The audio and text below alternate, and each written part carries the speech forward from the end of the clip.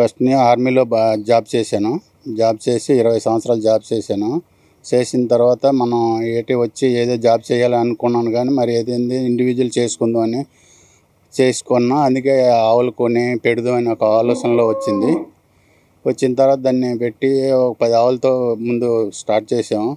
తర్వాత మనం చేసిన తర్వాత దాన్ని బట్టి రాబడి వస్తుంది కాబట్టి దాన్ని క్లియర్గా మన ఆవులు మళ్ళీ పెంచాను. ఒక 45 ఆవులు పెంచాను.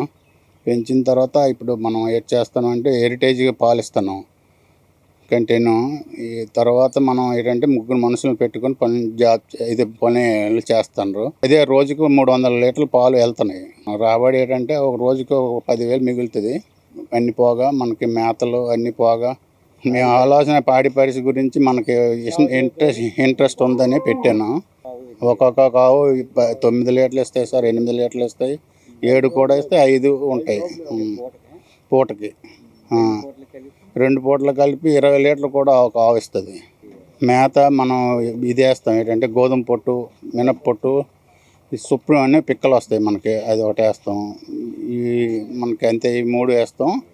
పచ్చగడ్డి వేస్తుంటాం. మరి వరిగడ్డి 2 ట్రిప్పులు, కుడుతులు 2 ట్రిప్పులు పెడుతుంటాం సార్.